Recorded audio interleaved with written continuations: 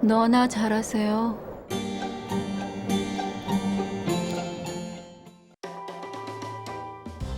여러분은 지금 한국에서 살고 있는 환경이 세상에서 가장 고통스럽고 우울하다는 주장에 동의할 수 있으시겠어요?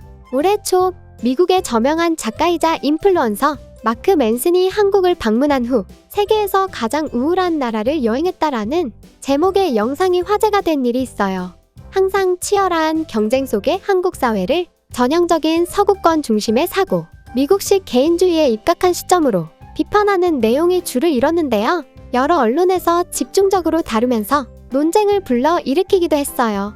하지만 한국에 실제로 살고 있고 오래 거주한 외국인일수록 영상에 대해 거의 공감하지 못하고 있죠. 전형적인 여행자 중심의 편견이라는 지적부터 가장 중요한 한국과 한국인의 본질에 대해 전혀 파악하지 못했다는 의견도 있고요. 언론과 인터뷰하면서 아예 대놓고 한국인들은 저런 의견 무시해도 좋다는 외국인 전문가의 이야기도 있는데요. 어떤 내용인지 함께 볼까요? 자신이 하는 일에 집중할 수 있는 환경을 만든 다음 가능한 많은 것을 얻기 위해 끝없는 경쟁을 한다. 그런 한국은 전 세계에서 가장 우울하고 살아가는데 고통스러운 환경이다. 미국의 작가 마크 맨슨이 한국을 여행하고 나서 유튜브에 올린 영상의 내용인데요. 해외 언론들이 이야기해온 한국 사회의 문제점을 자신의 의견과 함께 여러모로 지적하고 있죠. 재미있게도 이 영상에 대해 한국인들보다 한국에 오래 살고 있는 외국인들이 더 공감을 못하겠다는 반응을 보이고 있어요. 심지어 미국 출신 칼럼니스트 콜린 마샬은 언론과의 인터뷰에서 대놓고 이렇게 말했죠. 저는 그 작가가 한국을 잘 모른다고 생각해요. 그런 사람의 의견을 신경 쓸 만한 가치가 있을까요? 한국인들은 그런 의견은 좀 무시할 필요가 있어요. 콜린 마샬은 미국의 저명한 시사주간지 뉴요커의 작가로 활동하며 현재도 한국에 대한 칼럼을 집필하고 있고요. 그는 이미 11년째 서울에서 살고 있으며 한국은 매일매일 새로운 것이 매력이라고 하죠. 한국에서 더 이상 새로운 것을 찾지 못하게 되는 게 가장 두렵다며 한국 안 보는 삽니다. 라는 유쾌한 소원을 말할 정도랍니다. 올 3월에는 마치 마크 맨슨의 영상을 저격하는 듯한 한국 요약 금지라는 제목의 책을 발간했는데요. 그는 책을 쓴 동기에 대해 한국을 멋대로 요약하지 말아달라 라는 뜻을 밝혔고요. 말 그대로 서구권에 편향된 시각을 가지고 한국을 함부로 단정하지 말라는 내용이 담겨있죠. 그가 한국을 사랑하는 이유 43가지와 함께 한국 사회의 여러 문제점과 비판 요소들도 솔직하게 포함되어 있지만요. 있는 그대로 한국을 바라보다 보면 지금까지 그래왔듯이 문제를 슬기롭게 해결하고 더 나은 방향으로 갈 것이라 확신하고 있어요. 마크 맨슨의 사례처럼 한국을 찾은 외국인들 중에는 한국인들이 숨막혀 보이는 경쟁에 치여 불행해 보인다고 함부로 단정 지어버리는 경우가 종종 있는데요. 휴식을 중요시 여기고 휴가의 의미가 한국과 다른 서구권 사람들의 자의적인 해석이 담긴 자기중심적인 시각이라고 할 수 있어요. 이런 시각이야말로 경계해야 한다는 한국에서 8년을 보낸 독일 출신 밀라 씨의 이야기도 들어볼까요? 나는 마크 맨슨의 주장에 전혀 동의하지 않아요. 한국 생활이 얼마 되지 않았거나 여행을 온 사람들의 전형적인 착각이니까요. 한국에 대해 겉으로만 아는 사람일수록 저렇게 쉴 새 없이 경쟁 속에서 사는 사람들은 불행한 삶이라며 제멋대로 단정 지어버리거든요. 물론 나도 처음엔 잘 이해가 되지 않았어요. 만족을 모르는 것처럼 보이는 사람들, 쉴 새 없이 일하고 바쁘게 움직이며 쉬는 날에도 끊임없이 뭔가를 하는 모습, 이만하면 충분한 것 같은데도 그보다 더 나은 것을 끊임없이 고민하는 한국인이 정말 고통스러워 보였거든요.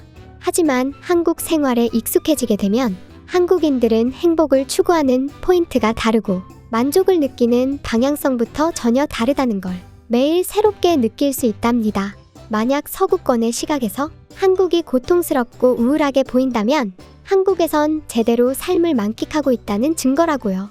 한국 사람들은 소파에 가만히 앉아 멍하니 시간을 보내며 편안함을 느끼는 것보다 뭔가에 몰두했을 때 정말 행복한 얼굴을 하고 있는걸요.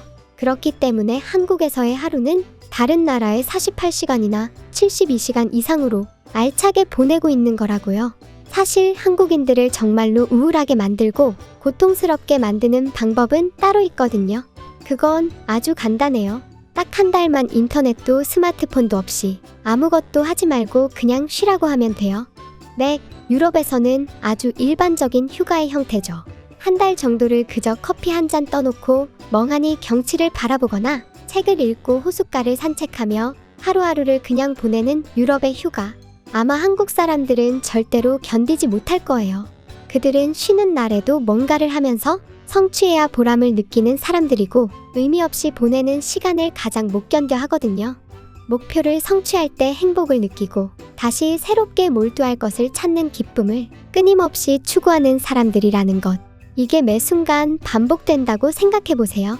한국의 놀라운 성장과 눈부신 발전의 원동력은 바로 이런 기질 때문이라고요. 어느 정도 선에서 만족하고 타협하는 서구권의 시각. 만족을 모르고 더 나은 것을 찾는 데서 행복을 느끼는 한국 사람들. 그래서 한국에는 항상 새로운 것, 더 나은 것으로 가득하죠. 어느새 문화, 생활, 사회, 취향 거의 모든 면에서 유럽이 한국보다 나은 게 없는 현실이죠. 과연 10년 후에는 얼마나 차이가 더 벌어져 있을까? 전 두렵다고요. 이런 한국의 놀라운 모습을 매일 보고 있으면 나도 한국 안 본 눈 사고 싶어진다니까요. 그래요. 실제로 한국인들은 행복을 느끼는 포인트가 다르다는 것이 이미 과학적으로 입증되었다는 사실. 한국인들에게는 만족감을 느끼는 호르몬, 아난다마이드 분비를 억제하는 FAAH 유전자가 가장 많이 분포된 것으로 나와 있고요. 그 때문에 지금보다 나은 것을 추구하며 행복을 느끼고 성취할 때 만족감을 느낀다는 것이죠. 즉, 행복을 느끼는 포인트 자체가 다른 거라고요. 그런데 일부 언론에서는 이 통계를 가지고 한국인은 만족을 못 느껴서 불행하다고 왜곡하는데요. 아난다마이드 분비 세계 1위인 나이지리아 국민이 세상에서 가장 행복한 사람들이라는 어이없는 논리를 펴기도 하면서요. 실제 나이지리아는 1인당 국민소득이 연간 2,000달러가 겨우 넘는 최빈국이고요. 내정과 깽단, 인신매매로 인해 대다수의 국민들은 비참한 삶을 이어가고 있죠. 그럼에도 하루에 빵 하나만 있으면 행복을 느끼는 삶, 더 나아지고 싶어하지 않고 만족해버리는 삶, 과연 그들에게 더 나은 미래가 찾아올 수 있을까요? 그렇게 한국에서 비슷한 경험을 한 외국인들은 온라인과 SNS에 서로의 의견을 공유하며 다양한 반응을 보이는데요. 재미있는 것 몇 가지 골라볼게요. 내일이 없는 듯이 일하고 내일이 없는 듯이 놀고 모든 에너지를 퍼붓는 한국 사람들을 이해할 수 없었어요. 그들은 불쌍한 사람들처럼 보였죠.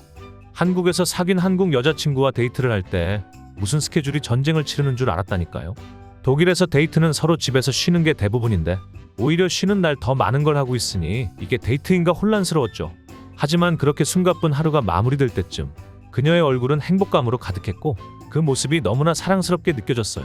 그녀의 만족스러운 표정을 보며 한국 사람들은 정말 다르다는 걸 비로소 이해할 수 있게 되었네요. 글쎄요, 마크 맨슨의 이야기는 설득력이 없어요. 그는 자신이 미국의 의견을 선도한다는 자기 아집에 사로잡힌 사람이고 그가 바라본 한국의 모습은 껍데기일 뿐이에요. 이미 결론을 내려놓고 눈에 보이는 것만 끼워 맞추는 느낌? 아마 그가 한국에서 몇 년 더 살게 되면 전혀 다른 방향의 영상을 올리게 될 거라고 확신해요. 프랑스에 있을 때는 오늘 일이 안 되면 다음에 하면 되고 다음 주에 안 되면 그 다음 달에 하면 되지. 이런 마인드가 당연하다고 생각했어요.